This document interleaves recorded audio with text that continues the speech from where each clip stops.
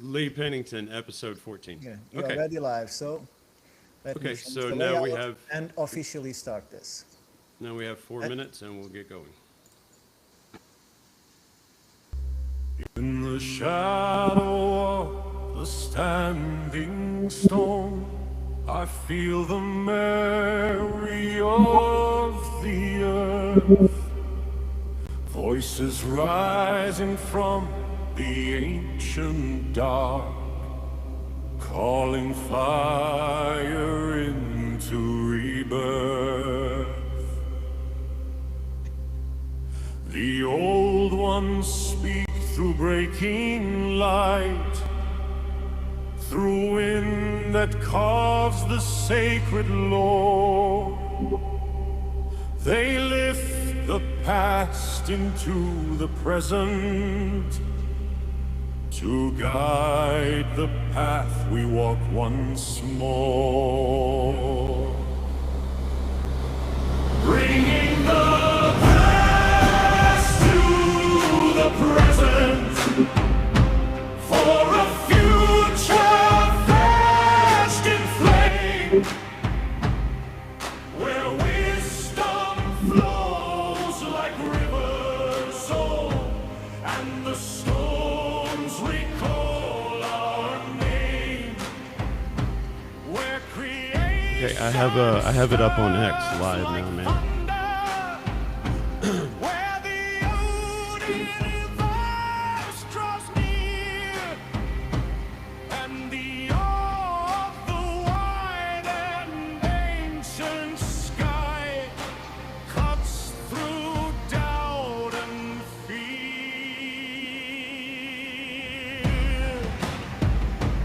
Every heartbeat is a promise carried forward from the stars. Every sunrise holds a secret hidden deep in who we are. I feel the strength of all before me, ancestor, mountain, storm, and sea. Their power arises in my spirit, their knowledge walks with me. Bringing the Hi guys, anybody that happens to already be with us, we're just finishing a countdown, giving everybody time to get over while we do our typical PR.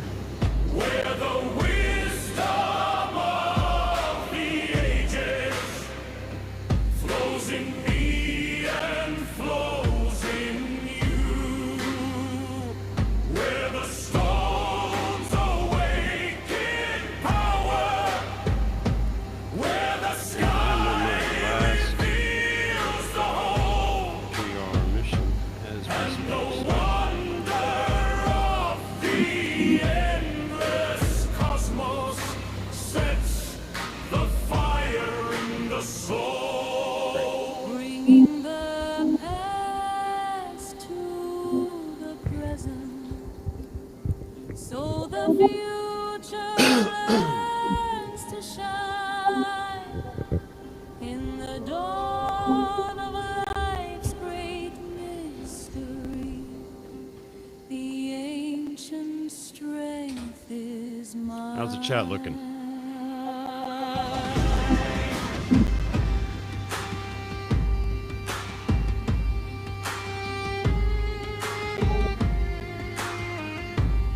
All right, Sahara, Jacqueline, thank you. Spread the word, and we're going to get going as soon as the intro wraps.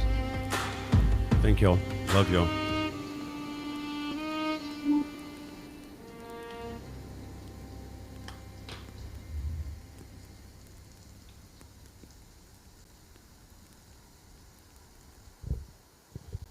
Welcome, everyone, to this episode, this very fortunate live episode of The Shaman and the Philosopher. I am Jason Huffman, the shaman half. I have my co-host, Ricardo Calvario, the philosopher half, who assisted with quite an introduction. It will take a moment, but it is an introduction due the wizened gentleman you see joining us today, Mr. Lee Pennington. Ladies and gentlemen, today we welcome not simply a guest, but a living archive, a man whose life has unfolded at the confluence of poetry, courage, scholarship, exile, kindness, and fire. Lee Pennington is one of those rare figures who does not merely write history, but is periodically struck by it, tested by it, and then leaves it changed. He is the author of 23 books, works that have crossed the invisible line between regional voice and universal utterance. 3 of them nominated for the Pulitzer Prize in poetry. His words have appeared more than 1,300 times in over 300 journals across the world, yet they never lost the cadence of the holler, the gravity of the mountain, or the moral weight of lived experience. His poetry speaks fluently of love and land, of the feminine principle, and of exile and belonging, of beauty that hurts and wounds that teach. But Lee Pennington does not belong to literature alone. He has also written plays that walked onto the stage, scripts that have reached Hollywood, and stories that moved freely from the underground to the mainstream. He helped with American cinema with the Moonshine War, and yet remained forever loyal to the people and to the places which moonshine itself was born. His novel, Moment of the Butterfly, stands ready to emerge, as so much of his work does, not as invention, but as transmutation. For decades, Lee also turned his eye to the moving image.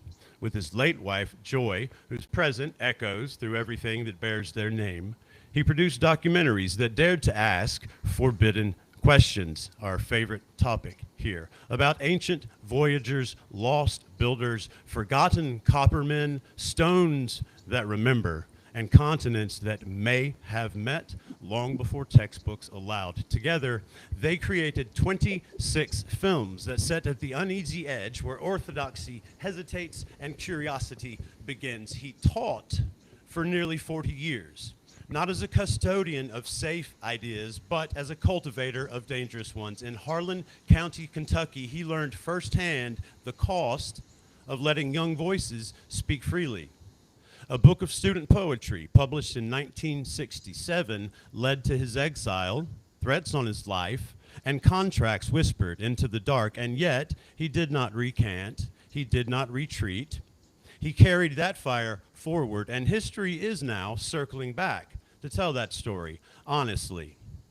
In 1983, the Kentucky State Legislature named him Poet Laureate for life, not as an ornament, but as a recognition that his voice belonged to the Commonwealth itself. He has walked nearly the entire earth, every American state, almost every Canadian province, 96 foreign countries, all continents, ending with Antarctica, and whenever he went, wherever he went, he listened. He collected, not souvenirs, but meanings. For the last 15 years, he has served as president of the Ancient Kentucky Historical Association, exploring the deep and controversial question of pre-Columbian contact in the Americas, especially in the Ohio Valley, where stone, copper, and story whisper things older than are permitted.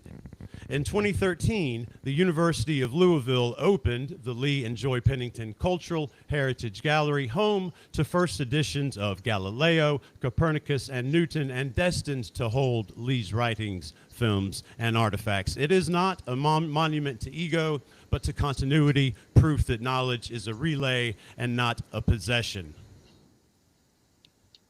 Ricardo, you wrote so much that is so beautiful that I think I can ask Lee to probably tell some of the rest, because I feel like I'm going on and on. What I'm going to do is I'm going to skip to a poem that you selected to read of Lee's, and I'm going to let the man speak for himself, because there is a beautiful story in here about your encounter with Segovia, and I would feel quite odd reading that part, considering you could tell it. And so I will skip to, because Lee Pennington is not defined by recognition. He is defined by fidelity, fidelity to language when language is dangerous, fidelity to students when authority demands silence, fidelity to land when history pretends amnesia, fidelity to wonder when certainty offers comfort. And the poem Ricardo wished to share is this: I knew a woman.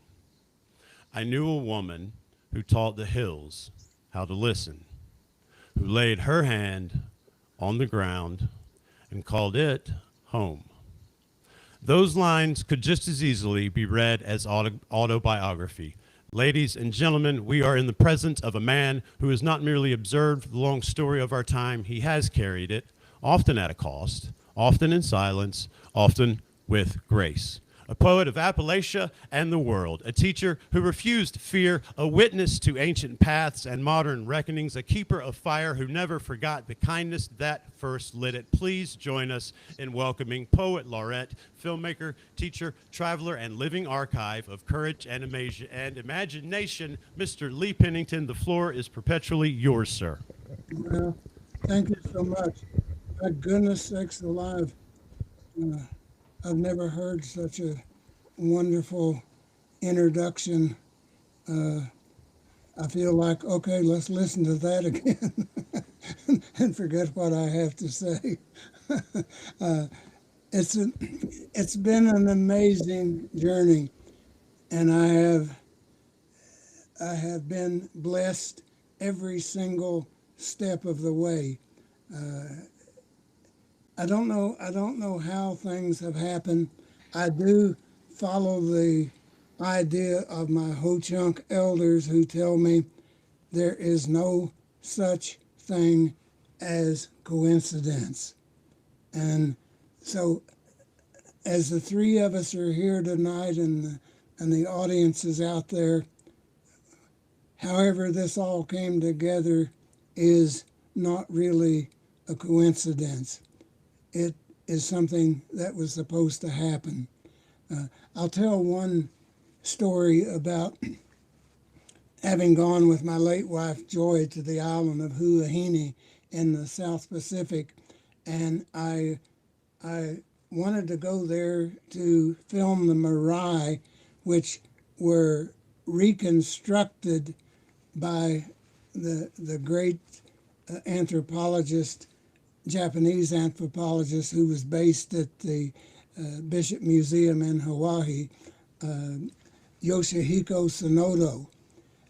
Joy and I went there about 1993 to film those marae, and before we went out into the island and to film, I said to Joy, you know, I'm going to go down to the motel and see if there's somebody down here who can speak a little English, who knows about these marae, who will go with us out there and stand in front of them, or so we can get them in the background, have them say a few words in English.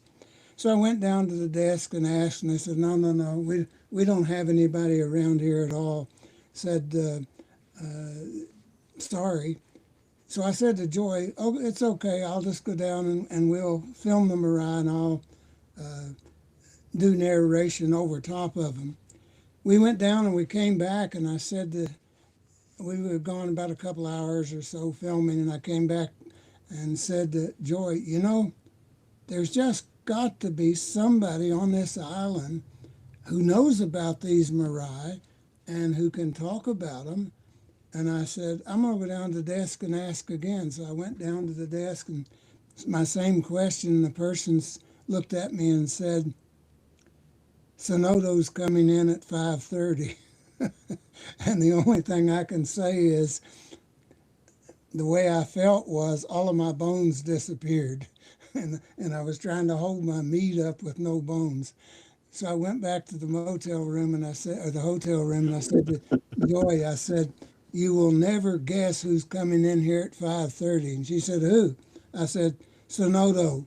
Joy started giggling. She said, he won't give you the time of day. And I said, I know that for certain. But I said, when that car pulls up and he gets out of the car, my hand's going to go out and I'm going to say, Dr. Sonoda, I'm an American filmmaker, and I'd like you to go out to these Marais that you've reconstructed and talk about them. And I said, after he quits laughing at me, I'm going to say, would you give me 5 minutes in front of the hotel? And so I can get his voice on film. And he got out of the car, my hand went down, I said what I was going to say. He had a funny look in his eyes, they got kind of big a little bit, and he said, let's have dinner together. At dinner, we absolutely bonded. I've never had that quick of a bond with anybody in my life, but we became lifelong friends. He not only went out to the Marais with us, he gave us 4 full days of his life going to Marais, talking about each one, what he had discovered. Yoshihiko Tsunoda, as a Polynesian archaeologist, was the most important archaeologist of the 20th century. In the 2000s, about 2014, 15, or maybe a little later, I get a note from the Bishop Museum saying, would you let us use your documentary, which, by the way, was no longer on the Marais. The documentary was called Tsunoda Polynesian Legend. It was a documentary about him. That's something that I've always done. I go out to do something, but if on the way out there I realize I'm doing not exactly the right thing, then I switch to whatever that is. And I found out, without ever knowing, that documentary was the only documentary ever made on Dr. Tsunoda. And I got to live with him, talk with him, go see Marais that I didn't even know existed, up into the mountains. I knew they were down along the coast. What an amazing man.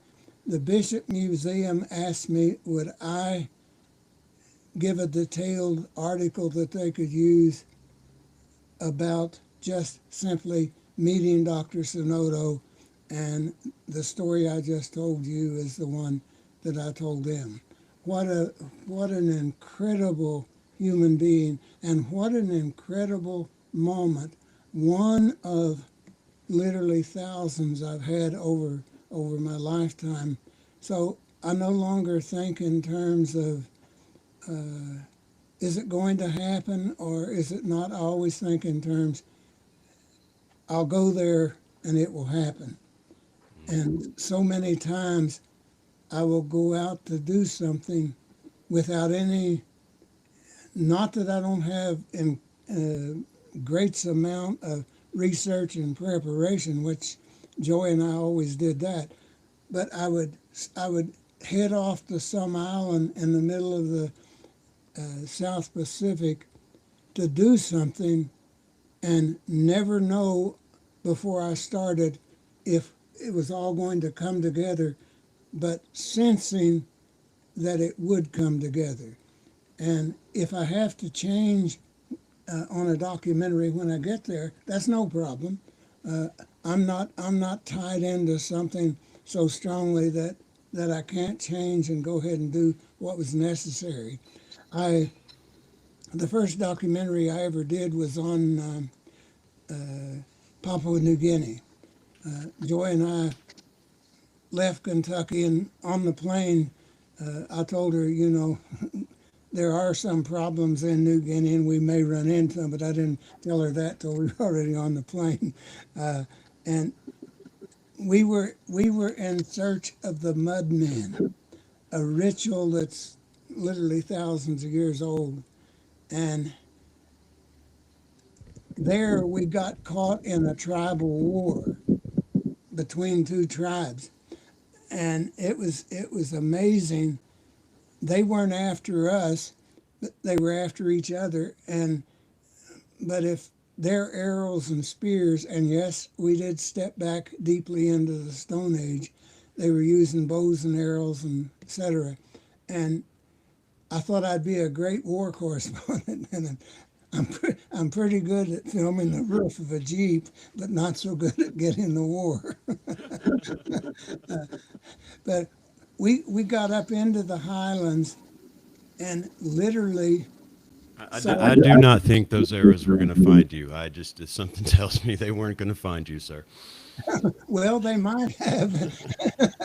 But anyway, we got up into the highlands and literally filmed scenes and things that,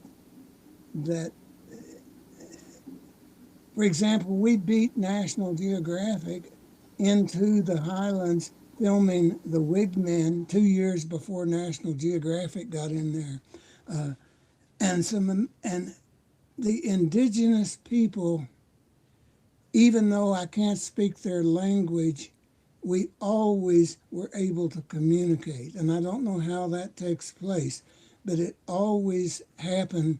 And we would have interpreters sometime. We had an interpreter in the highlands, Paji Haroli. We brought him to the United States for the Corn Island Storytelling Festival, which Joy and I produced for 27 years. He was the first Huli tribesman ever to come to the United States. He left New Guinea 27 hours flying time to get to Louisville, Kentucky. He sat down in the living room and I put the camera up and started filming. He told me, now, you get on an airplane, you go to fly someplace, and you got your ticket and you're saying, okay, now what gate is it? And you're looking down and you're saying, oh, there's that gate. And you go try to find that gate and so forth. Paji sat in the living room and told me every gate number, every flight number, and all the different planes he flew from Papua New Guinea to Australia to Los Angeles to Cincinnati and finally to Louisville. He was so accustomed to paying that total attention. That's wow. That's so amazing. It's the oral tradition. Some say you can't trust the oral tradition, you must trust the written tradition. That is not true in the least. The oral tradition is often far more accurate than the written tradition. I have a friend who became a Hopi storyteller. She had to spend 40 years learning the stories. If in telling the story she missed a single breath, they made her go back and relearn that breath. 40 years to become a story. You bring the stories along. That's one of the problems that the archaeologists have had, the historians have had, of finding out information.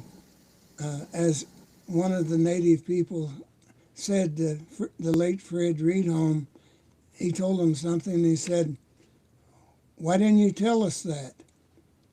And he said, "It's not in any of the history books." And the Indian said, "Nobody ever asked." But what a great experience being out there, and it's just a life of wonder. Before we get too far, I have one question based off of everything you just told me. Doctor, when you were working on the documentary with the Maori in Japan, the doctor, did he by chance ever in the course of your friendship relate to you what it was in that initial bump in with you that convinced him to roll with the man in front of him and begin this lifelong friendship? We never talked about that, but we did know this. When we met and when we started talking, we realized that our hearts were together, our souls were together, our minds were together, and I wanted to share all he had done. He told me all the story. He was coming from Japan to go to Berkeley. He was going to learn paleoarchaeology and go back to Japan and work as an archaeologist because Japan had no paleoarchaeology. So on the way there, they passed the Marquesas Island, and the captain of the ship said, you know, if you want to go to this archaeology site here in the Marquesas, I've got to go around the island, and it's going to take me X number of days to get around, and you can get off at that site and see what they're doing, and then walk across the island and catch the boat on the other side. He said, and I got off the boat, and he said that was the end of my life. You know, he was so taken by the archaeology. He, by the way, he was the one who developed the method of dating in Polynesia. In Polynesia, they really have no pottery. They talk about Lapita pottery as being the pottery of the Polynesian. That's how they trace where the Polynesians went. But all they found are 2 or 3 little pieces about that big. And so they really don't have pottery to date by. He created a dating method by fish hooks. And that's standard now in how they date Polynesia. You get this kind of fish hook, you know that's that date. So Because they change through time. They kept changing. yeah, fish hooks change like everything else, you know. When Pazzi Haroli, we brought him here, I didn't say a thing, but I have some Native American artifacts that I've collected over the years. One of the artifacts I had that I found actually in Kentucky was a scraper, a piece of worked flint that you scrape the deer hides and things with. So Pazzi came here and he's sitting on the couch, and I hand him this scraper and I don't say anything to him. It's a, you know, Native American scraper. It's probably 2,000 years old or so. Right. And Pazzi says, "Oh, here's the way you use that." And he put it in his hand and he showed me how you scrape the skins with it. I thought, you know, we're 10,000 miles away from Papua New Guinea at least, and here's something going on in Kentucky was natural to somebody in Papua New Guinea. Yeah. Life is that way. Life is amazing that way. Much is universal. You know, there's no doubt about it. I was told when I first started looking for artifacts in the wild that the first thing to do when I got one in my hand was do just that. Toss it in your hand, see how it falls naturally. And you might very well end up with seeing the purpose of the thing that was in your hand by just doing that. Yeah. Yeah, indeed. And universal is amazing. I was lucky to be connected to the great Algonquin holy leader, Grandfather William Commanda, and Grandfather went to South Africa and met up with Mutwa, the great witch doctor there. Credo Mutwa. Yeah, and they had different languages so different from one side of the world and the other. They sat down, and in 5 minutes they were sharing information with each other. I mean, it was just a natural, and the same thing going on in South Africa was going on with the First Nation Algonquins up in Canada. What is it, do you think that is? I wrote down earlier when you started speaking about you yourself speaking with these natives, a quote that came to mind. I heard someone say about Thoth, you know, if you, in legend, you attribute writing to Thoth. And they said what Thoth did was when he invented writing, he destroyed memory. because as soon as we began being able to write, we lost the oral tradition, this memory. So the question is what is it in these natives then that allows them across culture to communicate? Yet here today, if you and I cross, just barely a few hundred miles, we can't talk to each other. Well, we've lost so much from the elders that it is a loss of memory. We're presently, I think, in the process of regaining that, especially a few wonderful people who are focusing on just that very thing. When I was in Papua New Guinea, at one point I said to Paji Haroli, he was our guide and an interpreter for us. He spoke, by the way, 8 different languages, 8 tribal languages, and as well as a little bit of English because he'd been taught by Australian missionaries, probably about 5th or 6th grade level. And so...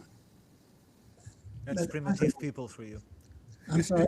That's primitive people for you. Yes, so primitive, right? So very primitive with this 8 language bouquet. Yeah, but we think primitive is non-intelligent, but it's just the opposite. Exactly. I heard something today from a friend of just a thing that the ancients did. I've never heard it before. I won't repeat it here because I'm not at liberty to, but it was so astounding that so many years ago these people were doing something that we can't even do today. When they flooded with the Aswan Dam, when they flooded Egypt, and we're going to cover up a lot of the massive statues, we couldn't move them. Yeah, they have to cut it, the Colossus of Memnon, they have to... We had to cut them in half. With modern equipment, we couldn't move them.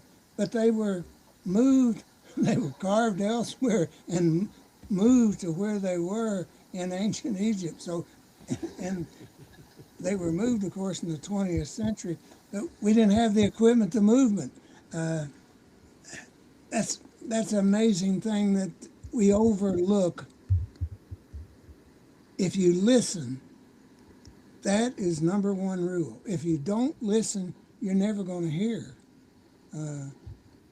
We have so much noise going on now, we can't hear silence. And you have to first hear silence. The cultures, like in the highlands, the Tari people in the highlands of Papua New Guinea, they are an oral culture. One of the reasons we brought Paji Haroli here in New Guinea, I sat down with Paji and said, would you tell me your background? I want to know your family as far back as you can trace them. He gave me 12 generations of detailed information.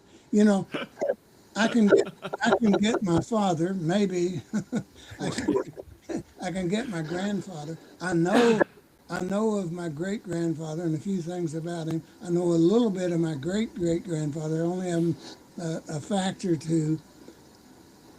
4 generations, I would be pushing it to go any farther. He gave me detailed information, 12 generations.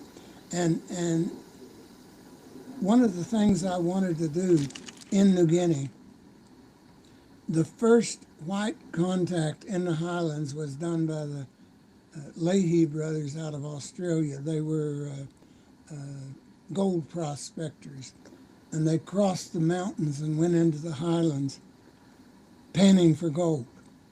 The native people thought they were their ancestors. They had never seen white people before. The native people put the bones of their fathers and grandfathers and great-grandfathers in the river to clear the bones off.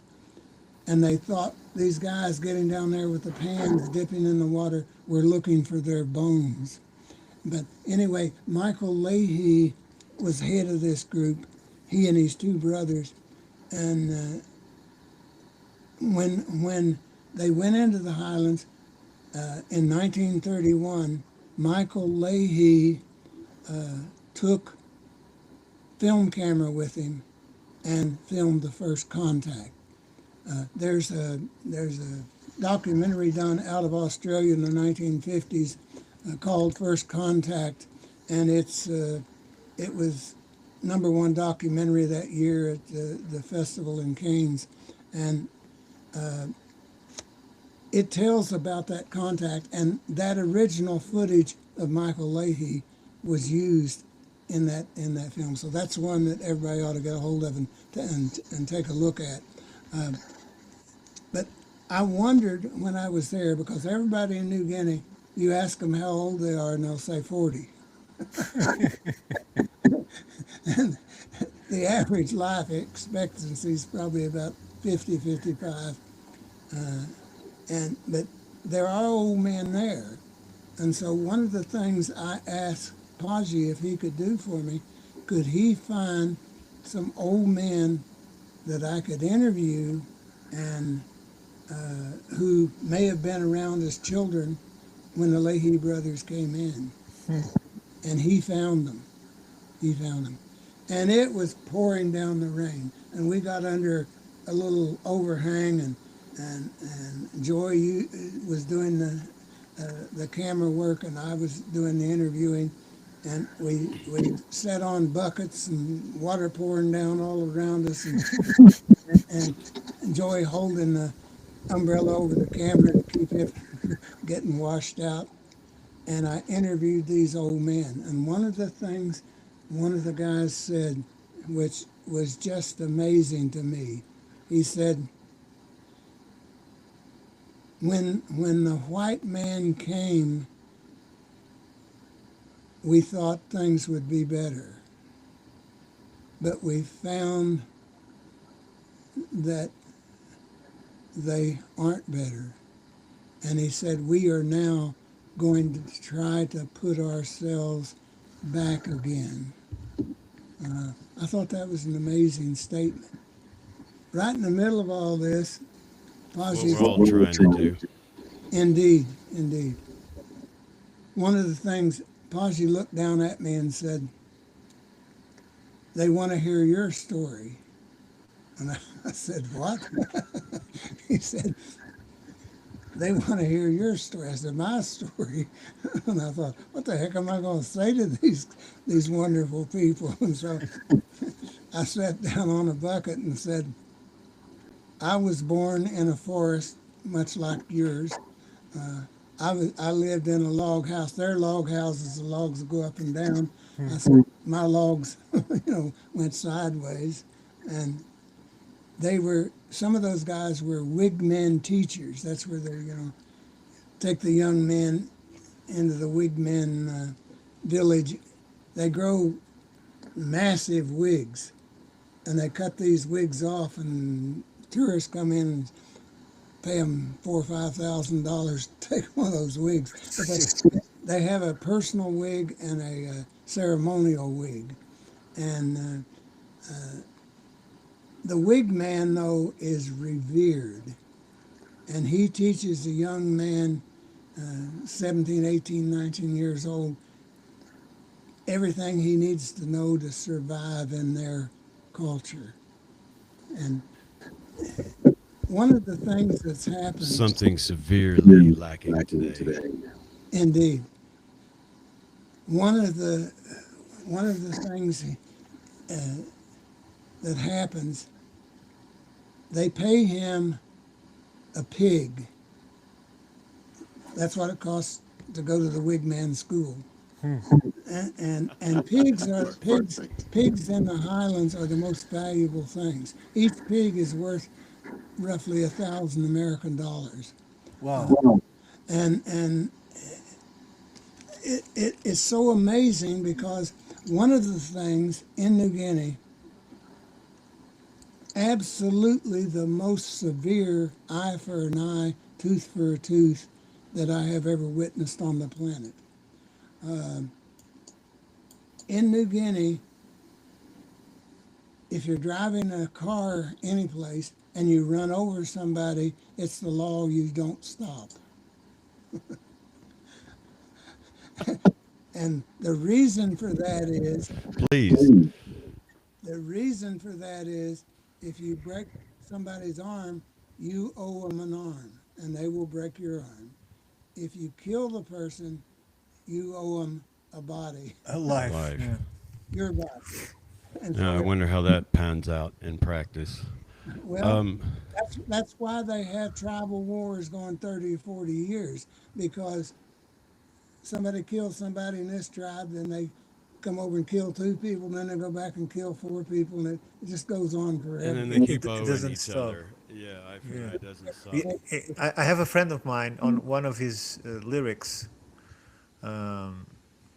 He says, "You don't fight for peace, you peace for peace." So these people keep trying to get retribution for what they lost, and it never ends. It's just Well, an eye for an eye leaves everyone blind. So indeed, the government or somebody got a thing started called compensation. If I kill somebody in your tribe and I give you 10 pigs, okay, then I've compensated for that body. So it's changing a little bit. But you know, when I was in the Highlands in the early 90s, 1990, they were using bows and arrows and flint points. Now they're using AKA HA guns. So it's totally insane what's happened.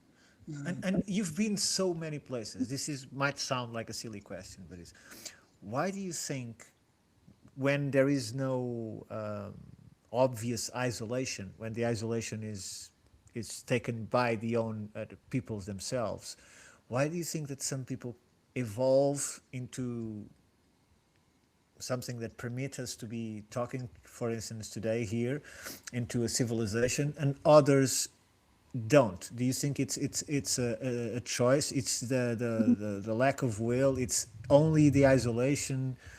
Why do you think that step is taken by some countries and some places it isn't? I think that isolation is absolutely the main thing that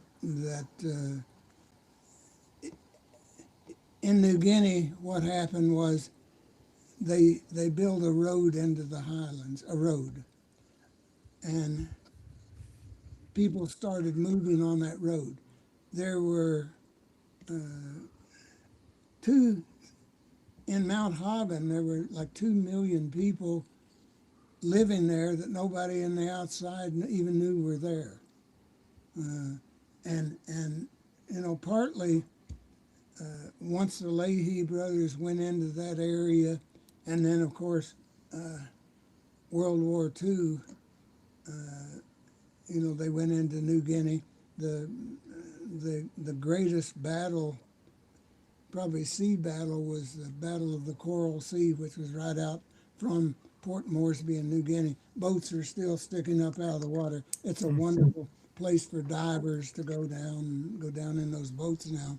But up until that point, there were still people being discovered in Papua New Guinea in 1990. There's some cargo cults from that area that's still active today, right? Yeah, that came after the war, and you can't blame them. I mean, the planes came in, they made rough runways, and they landed, and they got food and all sorts of stuff and gave it to the natives. Military rations and sorts. Yeah, when the war was over, though, nobody brought anything, and so they made straw airplanes trying to get the gods to come back and bring them food and what they'd seen in World War II. But that's a totally a natural response, I think. But Yeah, look, my question is with this sense. That is, Homo sapiens sapiens is now dated at extremes at 300,000 years, right? And we are described as being 99.9% of that time playing with flint in caves. So my question was in the sense that they resist novelty. For instance, someone discovers that that matter is better, but the tribe resists it, and so if he wants to enforce that new technology, let's call it like that, he has to move away and create his own space, for instance, or doesn't happen. I'm just trying to understand how it is possible for them to describe to us that for 99.9% of 300,000 years we decided to just work stone. Yeah, I'm not sure that's accurate. I'm not sure. I'm not either. No, in fact, I'm pretty sure it's not accurate. You know, Same. but what has happened is we've said that history starts here and it follows this exact path up to here. But that's not the case. History starts here and it goes up here and it goes down here and it's all over the place. But they're trying to tell me now that Göbekli Tepe was built by hunter-gatherers. Guys running around in loincloths and, Butt flaps. Y'all quit hunting and gathering. We got to build this rock thing over here. Just fuck food. Excuse my language. They have to put all these astronomical alignments on it. It's like the Dogons in Africa. They have a 52-year cycle, and they teach the young men what to do in the celebration of the 52nd year. And the reason they do that because people don't live 52 years, and they got to teach young people what to do so they can carry on the tradition. And they said they came from a double star binary, which wasn't even discovered till the 1950s. Now, I heard an astronomer say it's just coincidence, and I'm saying, Coincidence takes planning. That's what we say in here. So yeah, That is precisely it. There's no such thing as coincidence because it takes planning, right? But look, I accompanied that somewhat closely, and it's fascinating because since they cannot explain how they have this knowledge of what they call potolo, there is a binary star on a binary system. So it's a multiple system. It's not just a binary star, and they have representations for all this, for the orbits, the obliquity of the orbit of the planet around the star. They have all of this in their art and depictions. And so when this was transmitted, because of what you said, so astronomers, the astrophysicists didn't know that they existed until 50-something. The explanation, this is true, Jason, the explanation they come up with, some explorer, right by the time when this was discovered, passed through here and passed them this information. you know what they call that in Kentucky? BS. Yes.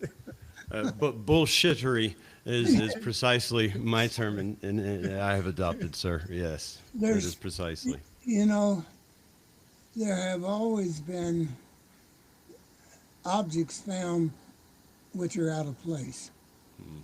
And, there's no question in my mind that civilizations have been at high levels. Civilizations may be far more advanced than we are. I don't think we're the epitome of advancement by any means. We certainly, we look at some of the ancient structures, the megalithic structures, and we say, how in the world can you do that?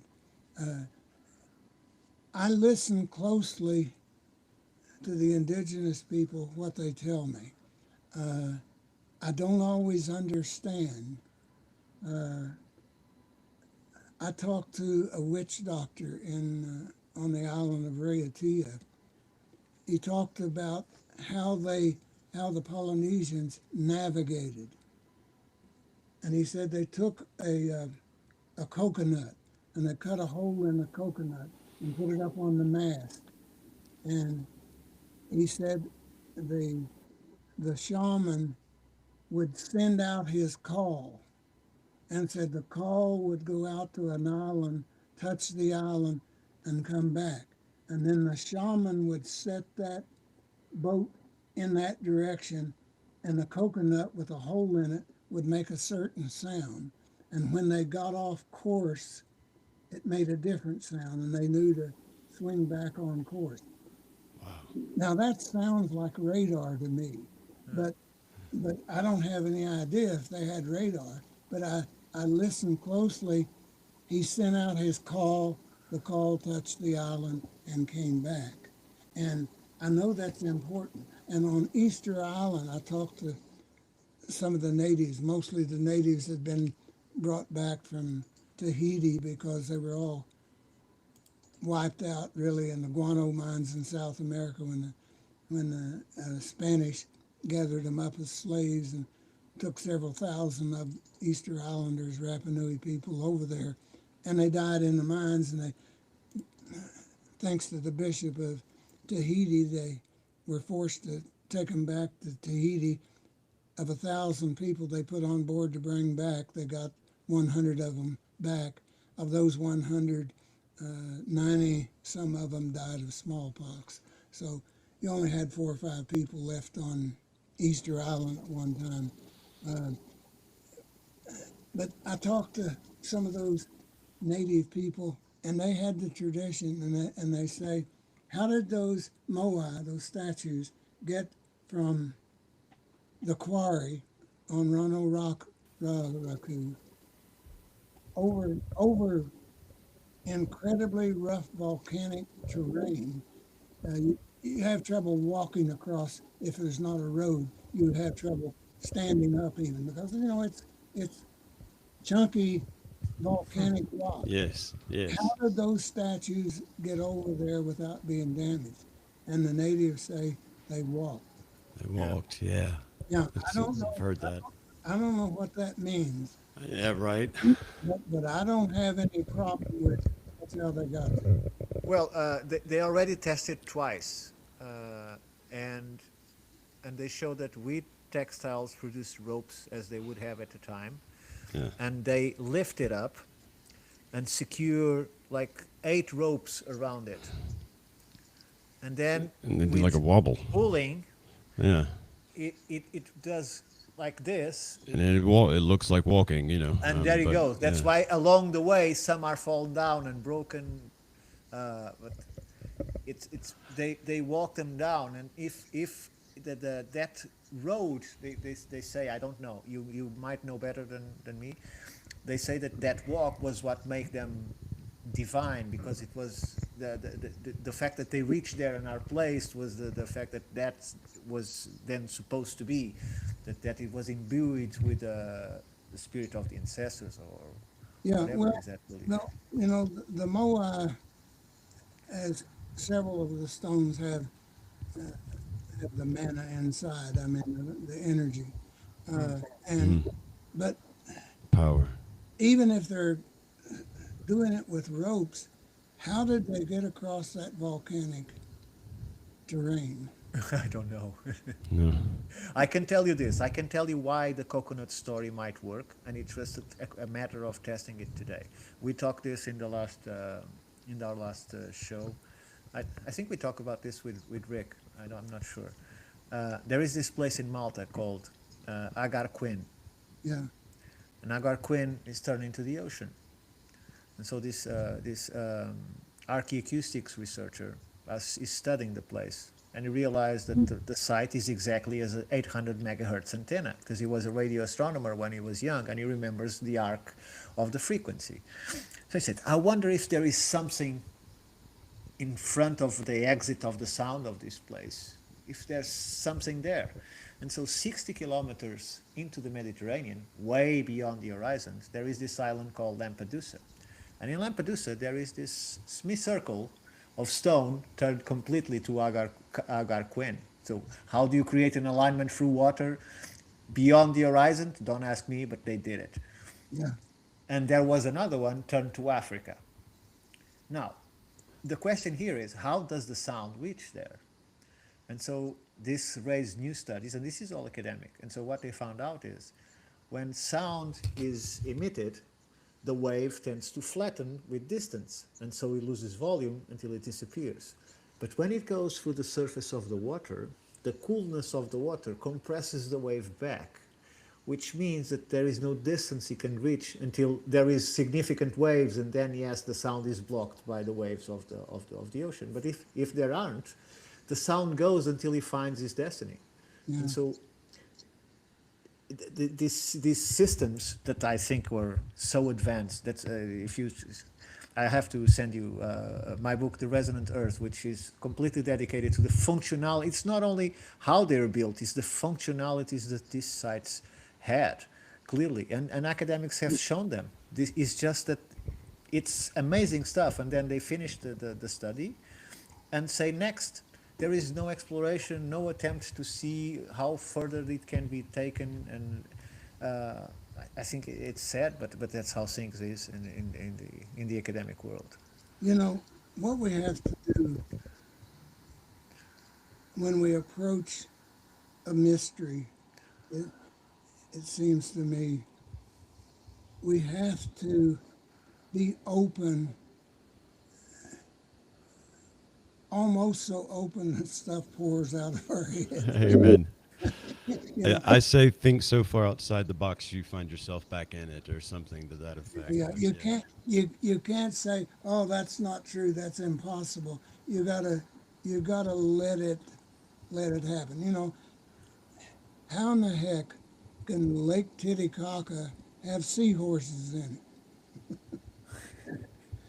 Deepest freshwater lake, and it's also the highest above sea level, and seahorses. Yeah, it's a very odd place, isn't it? Yeah, well, you know, people say it had to one time be connected to the ocean. Well, that's probably true. That's the only place you find seahorses, except Lake Titicaca. Right. And how did they know? How did the ancients even know it was in the shape of a puma? Sure, but there are so animals that we lost with come and go of the cataclysms that are completely psychical. They might be some kind of species that survive while others didn't. You know, I had one time, I was on my way to, ultimately to Easter Island, but I was first going to South America, and I did a documentary called The Secret of the Stones, and I was chasing this figure called Viracocha, and Viracocha was a figure that, you know, he comes in, brings civilization, et cetera, typical of hundreds of other places. Like Anyway. the seven sages, stories from around the world. Indeed. The diffusionists. Yeah, well, I'm with those guys. Yeah, We me all are. me too, sir. We're with you. My work itself, which we won't go into, proves to me that these things are cyclical, and my spiritual work then proves to me that this is probably the lowest iteration in a while that we're in now. We're with you. Well, beautiful. I'd like to circle back, unless you have somewhere you're going, Mr. Pennington. Well, I was just going to this one story, and I'll. Please, no, sir. We're here for your stories. Just one note to my co-host. Don't put your microphone so. Yeah, I was Incredibly just loud. trying to Incredibly honor. loud. I was just trying to honor your time and lead a question towards your poetry when you're ready. But please proceed with your story. Let us hear the story. I'm hard hearing, so I appreciate you getting close.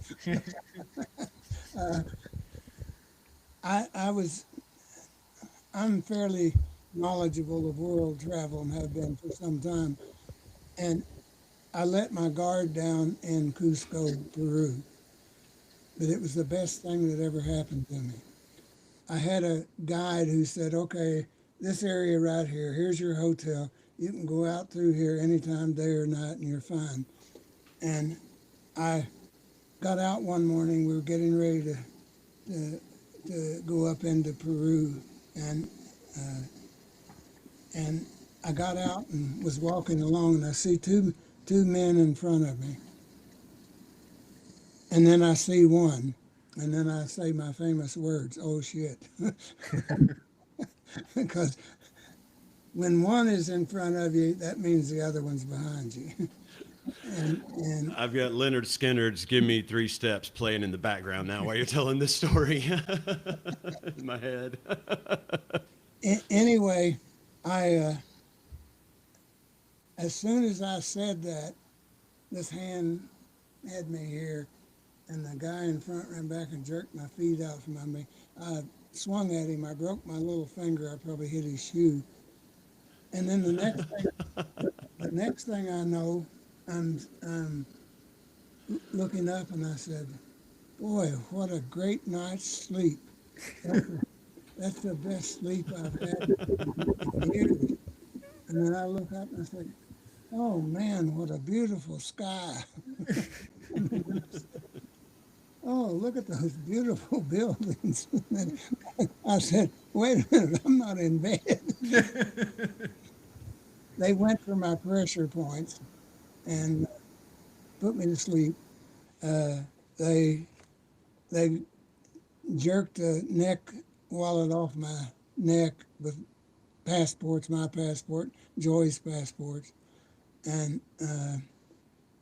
they got my wallet, which had a little excess money in it because we were going out for the day. They missed the money belt, which I had wrapped around me. They got my Walmart $8 watch, which broke my heart. and And anyway, watch tied the ensemble together. anyway, I had to literally bribe my way in and out of Peru. I had to bribe the police to get them to even do a report. They would have done one, but they took a month. And Well, it's a lot of writing. It has more than 3 or 4 words, so it takes time. oh, yeah, well, anyway, they wrote me a little letter when I bribed them and said, "Here, take the money." I wound up bribing the Peruvian border guards to let me out of Peru, and we decided to go on to Bolivia, rather back to Lima. You have to recover your passports in a capital city. So we decided to go to La Paz. I was dying because I was not going to get to go to Tiwanaku, which I'm convinced is the most important archaeological site in all of South America, if not the world. It's much older than anybody even dreams. Poznansky, the archaeologist that worked on it for 50 years, said it was at least 17,000 years old. Tiwanaku. The archaeologist said that. Yeah, Poznansky, who was the early archaeologist there, he spent 50 years of his life working on the site. So they He's- forgot about him because that's not what people hear about it. So, Well, no, but the archaeologists now have all poo-pooed that idea. Poznansky said he based that on the fact of the alignments. And for the alignments to work, you got to go back 17,000. sure, he used archaeoastronomy and find the time through the alignments. Yes. Well, that's what he did. And the modern archaeologists say the alignments were there, but the Tiwanakuans screwed up and got the wrong alignments. I said, "Are you kidding me?" When they did through stone, ran water through underground pipes and things, 1/50th of an inch off. 1/50th of an inch. Are you kidding me? There's not anybody can build a house in America that the corners are that precise. And and you're telling me that they made a mistake? No, he's right. Anyway, if it hadn't been for getting mugged in Cusco, it took me a week to get my passports in La Paz. Tiwanaku's less than 50 miles outside of La Paz. I lived at Tiwanaku for a week. I know every stone from Pumapunkan, or the whole business. And it's an amazing, they look laser cut. Yes. They are that precise. There's one building that runs 200 feet, one building, stone building. Wall is just like that. You stand down here on the mountain, 4 or 5 miles away is a white dot, I'm sure a rock, and that building is lined up perfectly with that rock. They made this side. And you're telling me these guys made a mistake on alignment? I mean, that's insane. It's a coincidence. You obviously live a guided life. That's what's occurring to me through the course of this conversation. That's the word I would use. As you say, always in the right place at the right time, and to be a week at Tiwanaku. I just wanted to add in that my intuition, though I've never ever been, is the same as what you say. Is that Tiwanaku could tell us so much and is so much more than what we currently accept. Oh, it's off the scale, and it's just amazing. I mean, everything I looked at there. Tiwanaku is where Heyerdahl got the idea that South Americans had established on Easter Island. I know he's right. The whole Easter Island wasn't that way, but people went from Tiwanaku to Easter Island. Well, we have the DNA signature, of course, everybody in our audience should be familiar with in South America, the Australasian DNA signature in the middle of South America. Yeah, I know it. 33,000 years old. Yeah, that's right. It's absolutely perfect. As our sister podcast says, the universe unveiled, we had boats. Yeah, we had boats, of course. Australia was settled. People were on Australia 60,000 years ago plus, and they didn't walk over there. I don't care how high they say the water was. They did not walk over there. No, and many places they couldn't see the destination. It was too far away to be seen. Well, it was 400 miles Yeah. So from even New Guinea, and so they had to use boats, is what I'm saying.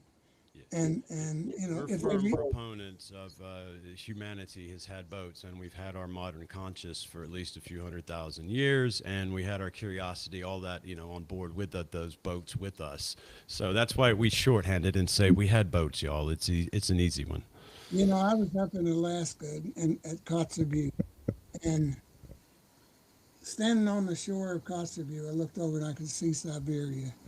And I was saying, what the hell are they talking about having to have a land bridge? I said, if I can stand here and look over and see the land, I'm going to get a log and I'm going to get over there.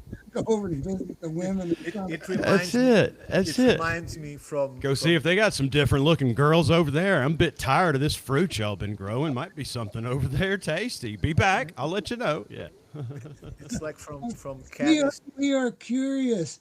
I use the example, if I bring a little box in the classroom, it's got a lock on it and it says do not open, and I set it down and don't say anything. People go crazy. Yes. They get that box open and look in there. And that's the curiosity that humans have. And it's an innate feature to us. It saved my life. It is one of the primal driving forces, and I think points of us a lot of days is our curiosity. Indeed. You were leading me someplace a while ago. Yes, Mr. Pennington, I want to respect your time because we're getting close to that predetermined. And I want to lead you with a question. I'm going to piggyback off of where we were in the beginning of the conversation and give you a question that I think leads, eventually into you sharing just a few selected poems with us before we have to end this evening. And I will say personally that I'm sidelining several questions that I personally had for you, so I do hope that some point in the future we receive the honor of conversating further with you. Now, where I would like to sort of go, this thread I kind of want to pick for a second, is in the beginning when you were speaking on memory.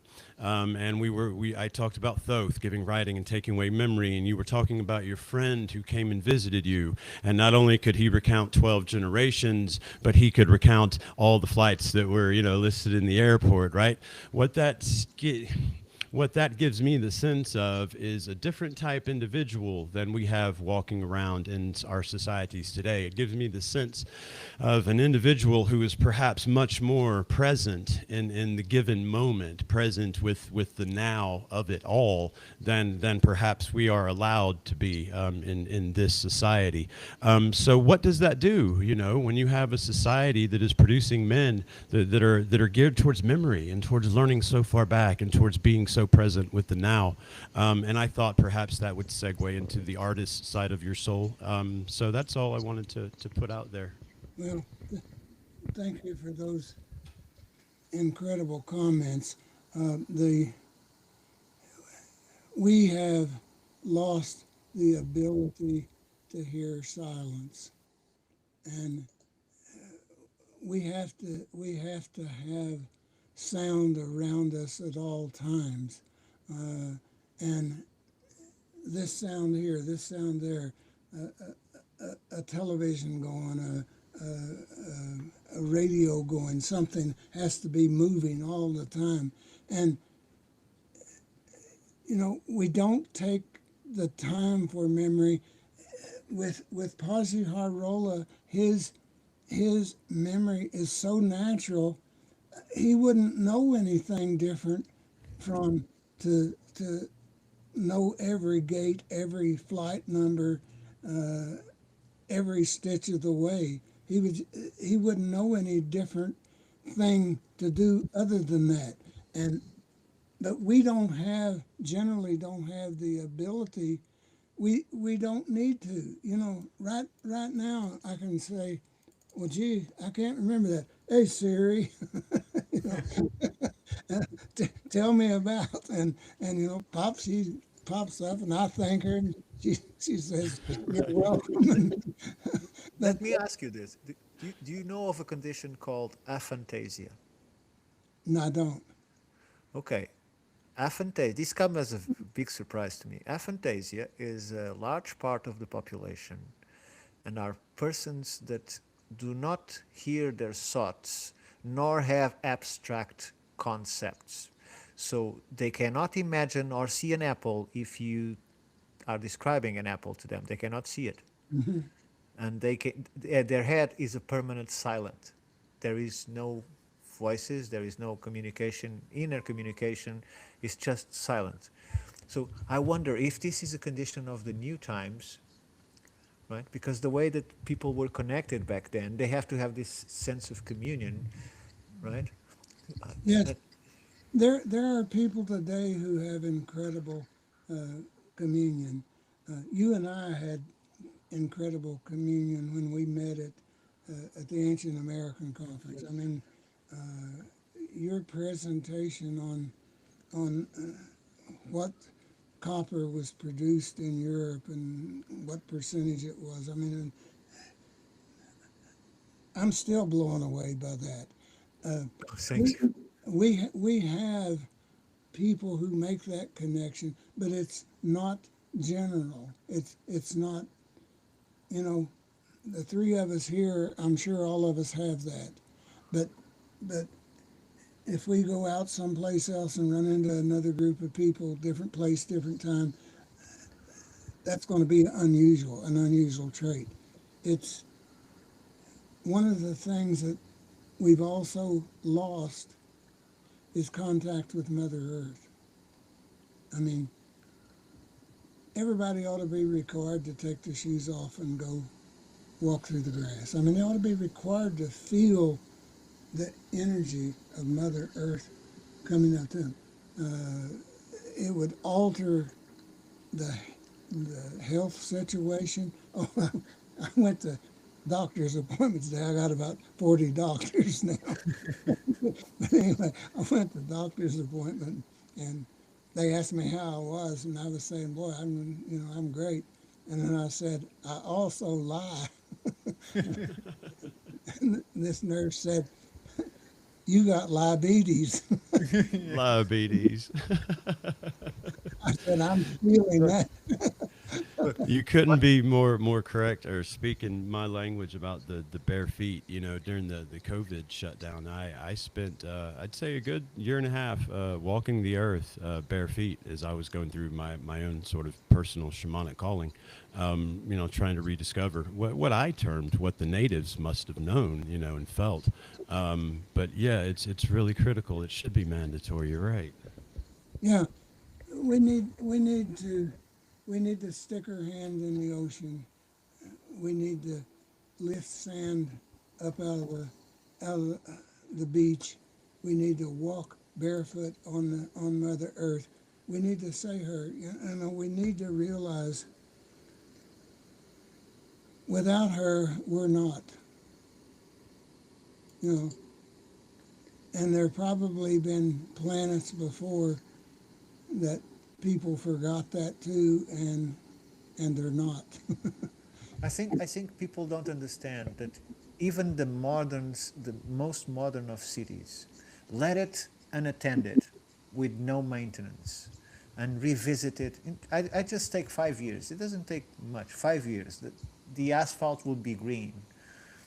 Oh, indeed. Because I've seen, grass. I've seen it.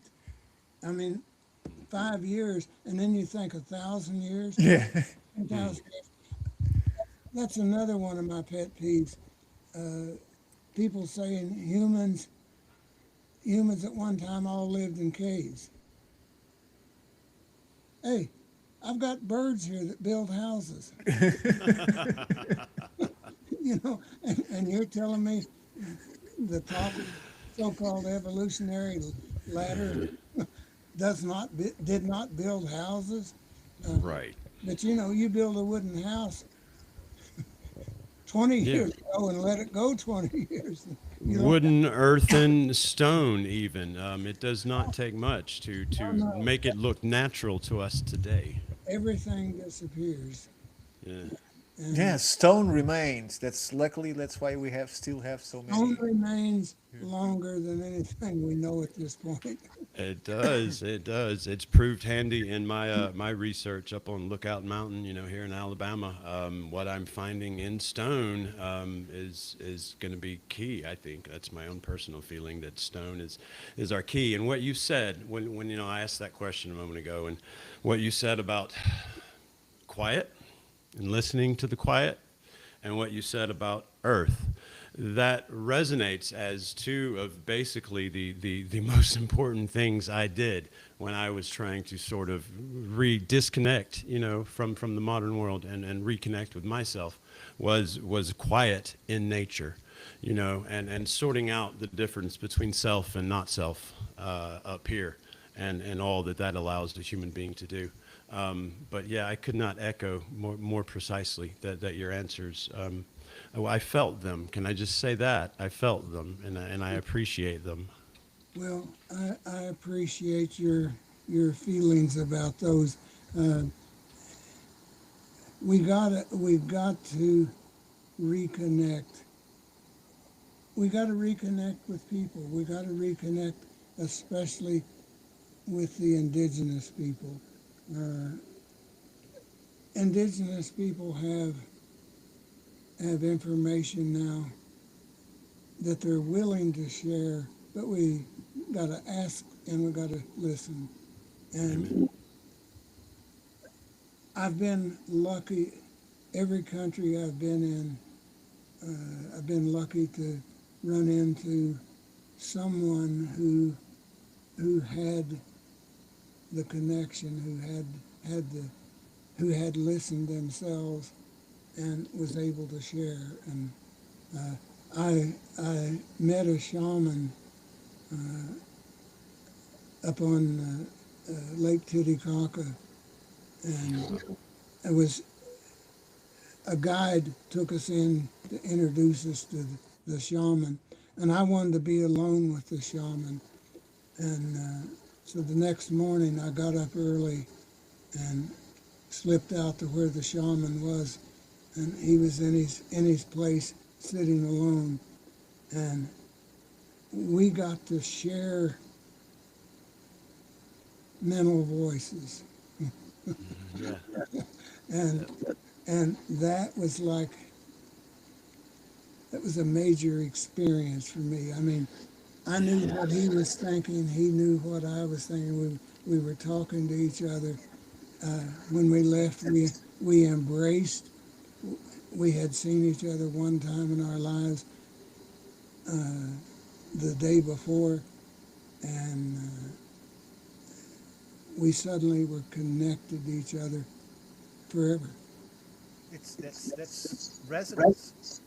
It's being Call it open what you and like, it within the is. same frequency, and the energy is just aligned It's and where all combined. things They are flew from possible. one another. Yeah.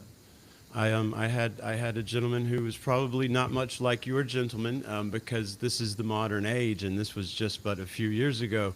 But I had a gentleman who introduced me to that phenomenon in a setting not quite like that one, but he introduced it to me in a very, very real way. And it is as you describe. It changes things. Yes, yes. And, you know, we all can hear. I was trying to get back to Easter Island when I got the delay at Tiahuanaco, and I'm so glad I did. I was at Easter Island that time in 1997. I went back at the millennium change when all the airplanes were going to flop out of the air. I wanted to be on Easter Island. And I actually filmed the last plane leaving Easter Island. I thought, you're going to have that on film, you know. All the planes will go down the world, and you'll have the last one left Easter Island.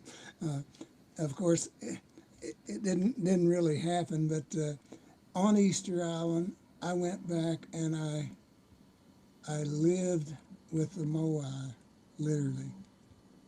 Night and day, I was with them at some point. And what I found was they will speak to you. And I didn't understand all that they were saying, but I could sense I sensed that they were talking. And I felt comfortable with them, and I think they felt comfortable with me. When you reach out into the night and into the dark, and you touch something and you don't realize all that it is or what it is, but you realize it is, then you take the next step.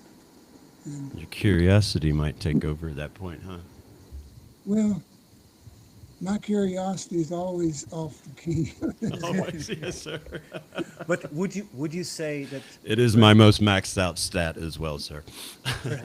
perhaps they are always speaking? It's just us to take time and will to tune in to the same frequency. I feel that exactly, Ricardo. I feel that every single day. I feel that. You know, I think the Christians even have that in their Bible. I think when it says they hid from God, God was being very plain right there. I didn't go anywhere. This is y'all that's not listening, you know? yeah. Well, you know, I said in a poem called I called it a blessing, but it was for the ancestors, and I said, respect all life and know that even non-living things are alive. and that's the way I feel. You know, I couldn't be just and I have nothing against a vegetarian or a meat eater or whatever, but I could not be a vegetarian because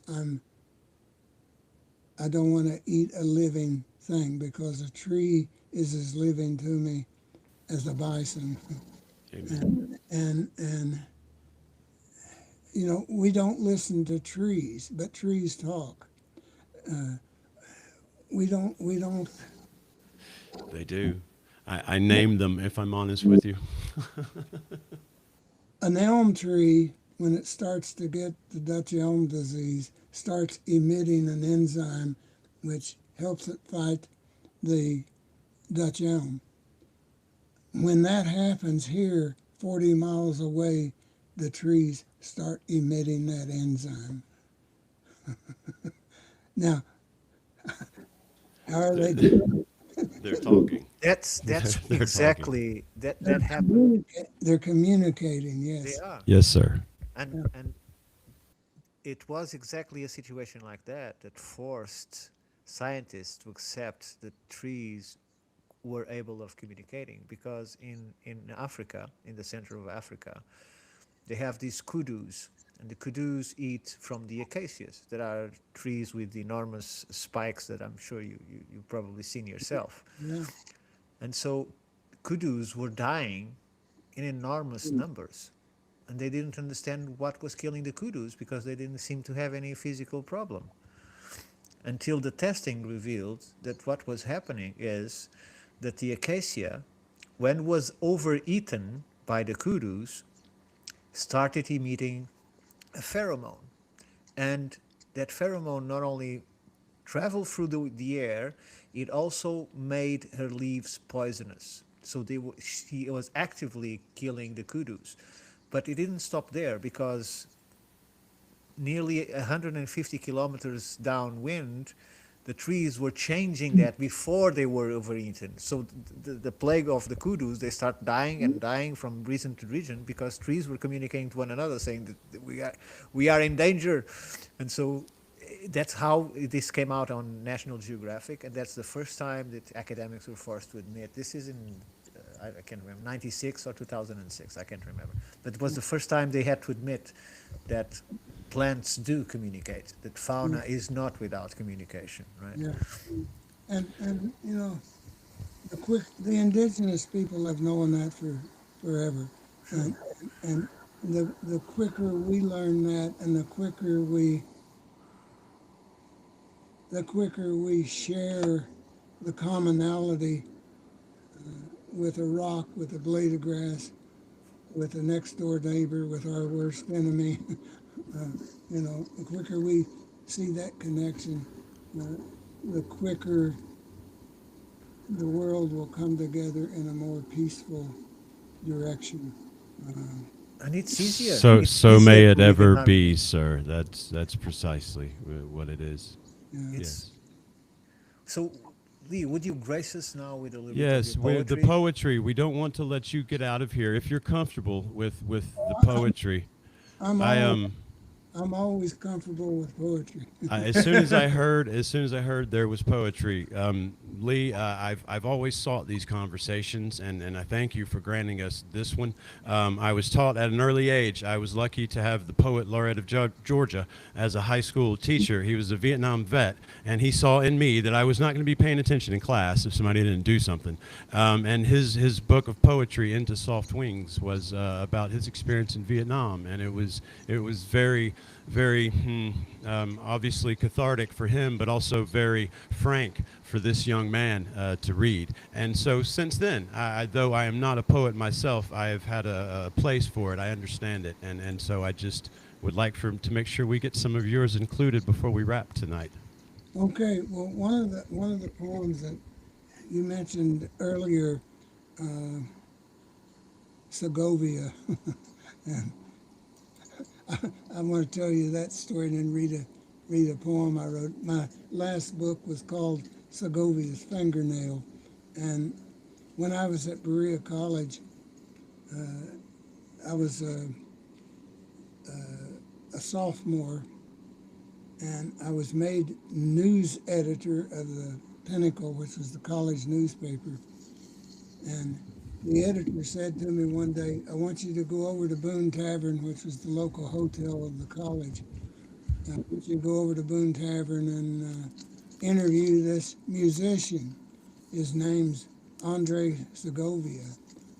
I'd never heard of Andre Segovia. I knew of Chet Atkins. I'd never heard of Andre. Anyway, I walked over, knocked on the door, and this wonderful voice says, come in. And I walked in, and Andre Segovia was sitting in a big easy chair, and down on the floor was his guitar in a case. The case was open. Now, I'm a naive, pretty much snotty-nosed sophomore, and I had the audacity, maybe I should add innocence, to say to Andre Segovia, do you mind if I play your guitar? More guitar. And he said, go ahead. And I've said since, that's one of the more embarrassing moments of my life as I look back on it. But But you knew who you were, or at that point you still didn't know? Oh, I had no idea who he was. No idea. Yes, exactly. And anyway, I said many times after, I'm pretty convinced it was the only time that Wildwood Flower was ever played on Andre Segovia's guitar. Anyway, after I did learn who Segovia was, and we had a chapel, Stokes Chapel, that held 1,200 people. Andre Segovia gave a concert for the college and the community, and they put 1,500 people in that 1,200 capacity there. And Andre Segovia sat up on stage, a little stool, red velvet stool that the music teacher had loaned him to put his foot up on. No amplification anywhere, none. And gave a 2-hour concert. And at the end of the concert, got 9 standing ovations and encores. And I have never felt music that way. I mean, it was the most amazing thing. And I thought in terms of what art is like. And one of the things I thought is, some people go to a concert to hear the music. Some people go to the concert to be there, to be seen, to show off their fur or whatever. And so I wrote a poem called Segovia's Fingernail. I got to imagine that Segovia's playing the guitar and he gets a crack in his fingernail. And as he's playing, he catches it on a string, and his fingernail flies out on the floor. And there's one guy sitting in the audience, and he's got his eyes closed, and he's embedded into the totalness of the music, and he hears that missing note because of this odd note. But there's somebody else sitting there who came just to be seen and got on an animal fur around her, and she sees the crack in the fingernail before it happens, and she's watching it closely. And when Segovia catches it on his guitar string and it flies out on the floor, she knows she's got to have that fingernail. She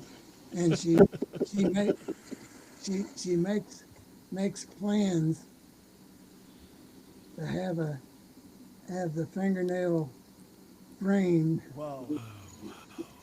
with a gold plate saying Segovia's fingernail. She knows she must have it And so she literally plans when the concert is over to feign madness and flop around on the floor and get that thing. We have framed a commentary on humanity, I believe. And this is the poem called Segovia's Fingernail. He flings music from strings like spreading star seeds, fingers counting galaxies in the quiet dark of light barely beyond a candle range. One man, mostly a shadow above a stool, his foot invading a smaller one, velvet red, a guitar on his lap, delicate like robin eggs, releases stolen seeds which hang star-planted in walls like ancient odors slipping from an open lid of a forgotten trunk. The silence of thousands, the deepest of all, full like the great dark places in space.